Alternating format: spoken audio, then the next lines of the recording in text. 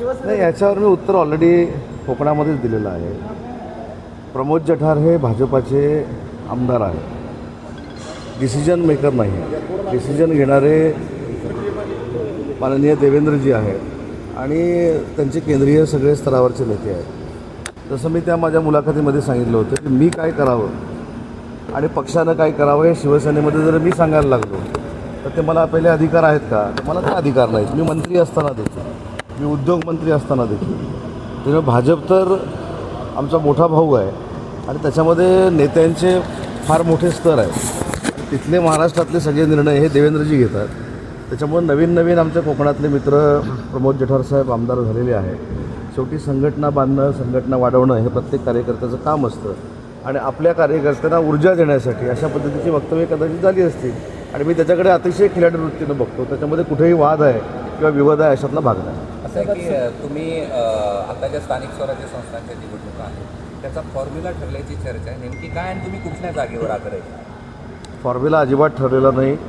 आम्हाला असं वाटतं की ह्या सगळ्या वरवरच्या गोष्टी आहेत. शेवटी ह्याचे निर्णय 3 नेते घेणार आहेत. आमच्या वतीनं माननीय एकनाथ शिंदेसाहेब, BJPच्या वतीनं देवेंद्रजी आणि राष्ट्रवादी काँग्रेस पार्टीच्या वतीनं सुनेत्रा वहिनी. त्याच्यामुळं आम्ही आमचा प्रस्ताव जो काय आहे तो भारतीय जनता पार्टीकडे दिलेला आहे. समन्वय समितीच्या बैठकीमध्ये राष्ट्रवादी काँग्रेस पार्टीनं देखील दिलेला असेल. तिन्ही नेते चर्चा करून येत्या 2 दिवसामध्ये कोण किती जागा लढणार आहेत हे फायनल होईल. परंतु 17च्या 17 जागा महायुतीनं आम्ही लढू आणि 17च्या 17 जागा महायुती जिंकेल. एक सरन्यायाधीशांचं वक्तव्य मध्यंतरी चर्चेत आलं होतं. त्यानंतर एक कॉक्रोच जनता पक्षाची स्थापना झाली आणि 5 दिवसात 1 कोटीवर फॉलोअर्ससुद्धा मिळाले. अशा पद्धतीनं त्यांच्या वक्तव्याचा निषेध युवा पिढी करताना दिसतो. मी आजच ते सगळं आपल्या चॅनलच्या माध्यमातून बघितलं आणि मी हे देखील अतिशय गांभीर्यपूर्वक सांगतो की कोणी काय वक्तव्य केलं याच्यापेक्षा युवा वर्गामध्ये अशा पद्धतीची एखादी भूमिका घ्यायचा जर वेळ आली किंवा असा निर्णय घेण्याची कधी संधी मिळाली तर युवा पिढी एकत्र येते. ह्याचं हे मला असं वाटतं की मूर्तिमंत उदाहरण आहे. त्याच्यामुळं तो पक्ष पुढे जाऊन काय करेल, काय करणार आहे हे काही मला काहीच माहिती नाही. परंतु युवा पिढीच्या कधीही मला असं वाटतं की आपण असं म्हणतो की युवा पिढी ही देशाचं हित ठरवते. देशाच्या जडणघडणीमध्ये युवा पिढीचा देखील वाटा मोलाचा असला पाहिजे आणि म्हणून युवा पिढी जर विधायकरित्या एकत्र येत असेल तर त्याच्यामध्ये काही गैर आहे असं मला वाटतं. दुसरं असं की देशाचे पंतप्रधान असतील, महाराष्ट्राचे मुख्यमंत्री असतील, सर्वांना आवाहन करतात डिझेल कमी वापरा, दौरे कमी करा. असं असताना आपले उपमुख्यमंत्री देखील दिल्लीला आत्ता गेले. त्यावेळी साध्या विमानानं त्यांनी प्रवास केला. मात्र तुम्ही पक्षाच्या बैठकीसाठी स्पेशल विमान घेऊन या ठिकाणी संभाजीनगर. आधी साहेब थोडी परिस्थिती आपण विचारात घेतली पाहिजे की मी ज्या मतदारसंघातून निवडून येतो तो मुंबईपासून किती दूर आहे. काल रात्री मी त्या मतदारसंघामध्ये होतो. आज मी मुंबईला आलो आणि मुंबईवरनं दुसरा मला पर्यायच नाही म्हणून मी आलो. पण मी मुंबईमध्ये आपल्याला कदाचित माहिती असेल नसेल मला माहीत नाही की देशातला एक पहिला असा एकमेव मंत्री आहे की जो माझा कॉन्वॉय देखील EV व्हेकलचा आहे आणि तो मी MMR रिजनमध्ये वापरतो. आता देखील मी इथे EV व्हेकलमध्ये बसणार आहे. परंतु काही ज्या अत्यावश्यक बाबी असतात त्या टाळू शकत नाही म्हणून मी त्या विमानानं आलेलो आहे. त्याच्यामध्ये आता जाताना उद्या मी घरच जाणार आहे, तुमच्या इथल्या रेग्युलर फ्लाईटनं जाणार आहे. पण आपण देखील माझी आपल्याला विनंती आहे की अशा पद्धतीचा एक प्रश्न निर्माण करत असताना समोरच्याची बाजू पण ऐकून घेणं गरजेचं आहे. तो बाबा कशासाठी आला आणि त्याला जर नियमच मोडायचे असते तर माझ्यासारखा कार्यकर्ता MMR रिजनमध्ये स्वतः EV गाडीमध्ये बसला नसता आणि कॉन्वॉय देखील EV का ठेवला नसता. बैठक आहे, एकदम एमर्जन्सी पण नाही आहे, नियोजित बैठक असं तुम्हाला वाटतं? असं तुम्हाला वाटतं? असं आहे की अजून जोडून आणखी एक प्रश्न म्हणजे तुमची इमर्जन्सी काय आहे हे आता सगळंच जर आपण ठरवायला लागलो तर मला असं वाटतं की ते योग्य नाही. असे मी तुम्हाला किती उदाहरणं देऊ? आणखी नाही, तुम्ही असं जरा सांगितलं तुम्ही असे प्रश्न विचारलेले नाहीत. किती उदाहरणं देऊ?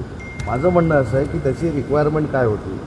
आपण आता 350 किलोमीटरवर जर राहत असाल आणि मला ही पक्षाची मिटिंग करायची असेल तर मी काही चालत येऊ शकत नाही किंवा रेल्वेनं पोचू शकत नाही किंवा गाडीनं पोचू शकत नाही. त्याच्यामुळे माझा कॉन्शियस क्लिअर आहे, माझं मन क्लिअर आहे. तुम्ही मला कितीही प्रश्न विचारले आणि अडचणीत आणण्याचा प्रयत्न केला तरी मी माझ्या ध्येयाशी एकनिष्ठ आहे आणि मी तसं वागतो. तुम्ही आत्ता बोलताना सांगितलं की तुमचा ताफा EV आहे, पण एक गाडी रत्नागिरीवरनं प्रवास करून आली आहे तुमच्या ताफ्यातली, तुम्हाला साहेब मला असं वाटतं तुम्ही टार्गेट धरूनच जर प्रश्न नाही विचारला नाही असेल, टार्गेट नाही आहे खोटे आपण प्रश्न विधायक असतील गोष्टी तर विचारू करा. ना. खोटे प्रश्न असेल तर तुम्ही सांगा हे खोटे आहेत नाही हो साहेब, गाडी तुमचं आली, सगळं नाही आली आहे. तुमचं सगळंच खरं नाही आली आहे तर असतं. नाही आली म्हणून चौथा सांगा. स्तंभ हा आमचा आधारस्तंभ आहे. तुमच्यामुळेच आम्ही लोकांना दिसायला लागलेलो आहे. त्यामुळे तुमच्याबद्दल 100% आदर आहे. परंतु एखादी गोष्ट राईचा पर्वत करण्यामध्ये काय अर्थ आहे असं मला वाटत नाही. माझं म्हणणं, मी अनेक वेळा छत्रपती संभाजीनगरला येतो, अनेक वेळा या ठिकाणी येतो. काही ज्या इमर्जन्सी आहेत, आता पोलिसांची सुरक्षेची गाडी आली तर तुम्ही पोलिसांना तुमच्या माध्यमातून सांगा की उदय सामंतला बाबा सुरक्षा देऊ नका, म्हणजे विषय संपून असं घाल. पण सामान्य लोक जनता रस्त्यावर रात्र आपण दुसऱ्या विषयावर जागी बोलू. आहे, डिझेल मिळत नाही आहे, ही पण आपण वस्तू दुसऱ्या विषयावर बोलू ना. 2018 साली राज ठाकरेंनी रेल्वे भरती ही आहे मान्य आहे. तुमच्या ईव्हीच्या फॉलो 10 फ्युएल गाड्या आहेत आणि त्या सगळ्या सुरू आहेत. साहेब, एक लक्षात घ्या, संभाजीनगरला गेल्या 8 दिवसामध्ये अनेक नेते येऊन गेले. त्याचे पाहिजे ते व्हिडिओ क्लिप्स मी तुम्हाला देतो. आम्ही आपलं ऐकून घेतो, तुमचा सन्मान करतो, तुमचा आदर करतो. दहापैकी आम्ही काही जणांच्या बातम्या पण केल्यात तर तुम्ही बघू पण शकता. म्हणजे आपण आर्ग्युमेंट नको करूया.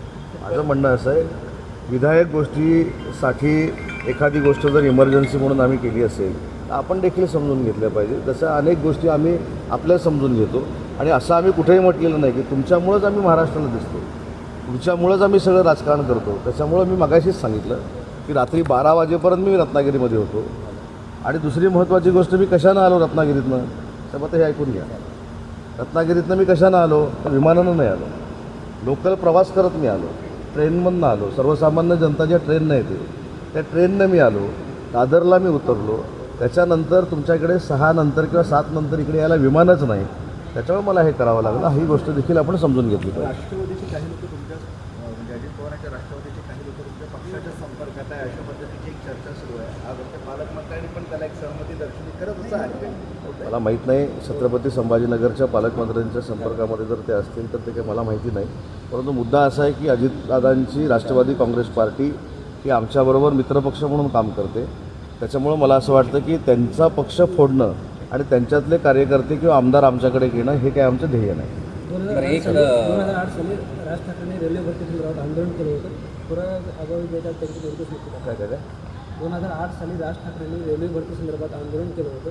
पुराव्याअभावी आज त्यांचे निर्देश मुक्त करतात. शेवटी न्यायालयीन बाब आहे ना. जर पुरावे मिळाले नसतील तर त्यांची निर्दोष मुक्तता झालेली आहे. एक तो अभिजित जो आहे ज्याने ती पार्टी स्थापन केली, तो मूळचा महाराष्ट्रातला संभाजीनगरचा आहे, तर तो असं म्हणतोय की या सगळ्या माध्यमातून राजकारण बदलेल आणि हे सगळं राजकारण बदलून टाकेल ही कॉक्रोच पार्टी. तसं मी असं म्हणतो की त्यांनी त्यांच्या भूमिका मांडायला सुरुवात केलेली आहे. आता त्यांची भूमिका त्यांनी मांडली, ते राजकारणात येणार असतील, त्यांचे आमदार निवडून येणार असतील, त्यांचे खासदार निवडून येणार असतील, त्यांचे झडपी मेंबर निवडून येणार असतील, त्यांचे पंचायत समितीचे सदस्य निवडून येणार असतील, तर तो एक लोकशाहीतला भाग आहे ना. त्यांनी कुठलीतरी एखादी पार्टी सुरू केली किंवा त्यांचं संघटन युवा पिढीचं होतं आहे म्हणून मी त्यांच्याबद्दल नकारात्मक बोलणं हे काही योग्य नाही. मी मगाशीच सांगितलं की युवा पिढी एकत्र जर येत असेल तर ही चांगली गोष्ट आहे. SIR हा विषय जरी आज असला तरी आगामी विधान परिषद आणि निवडणुकीच्या दृष्टीनं पक्ष मजबूतीकरणासाठी तुमचे आणि नाही, आज SIRचा तर नक्कीच प्रश्न आहे. त्याच्यानंतर विधान परिषदेच्या बाबतीमध्ये देखील चर्चा आम्ही करू. त्याच्यानंतर आमचे गटप्रमुखापासून जिल्हाप्रमुखापर्यंत सगळी पदं भरलेली आहेत काय ते आम्ही बघू. पालकमंत्र्यांनी आमच्या शासकीय समित्यांवर महायुतीच्या सगळ्या पदाधिकाऱ्यांना सामावून घेतलं आहे का, ही देखील याच्यामध्ये चर्चा होणार आहे. आणि अशी आढावा बैठक आणि 2 दिवस मी छत्रपती संभाजीनगरला आहे, ते उद्यासाठी काही प्रश्न राखून ठेवा. भाजपाने जे आहे ते संभाजीनगर आणि जालना जागेवर दावा केला, त्यांचं असं म्हणा की आमचं संख्याबळ आता जास्त आहे. दावा आम्ही पण केलेला आहे अनेक ठिकाणी, तिथं आमचं संख्याबळ जास्त आहे. त्यामुळे मगाशीच मी याचा विषय क्लिअर केला की 3 नेते ठरवतील की ह्याच्यामध्ये नक्की विधान परिषदेच्या जागा शिवसेनेनं किती लढवाव्या, भारतीय जनता पार्टीने किती लढवाव्या आणि राष्ट्रवादी काँग्रेस पार्टीने किती लढवाव्या.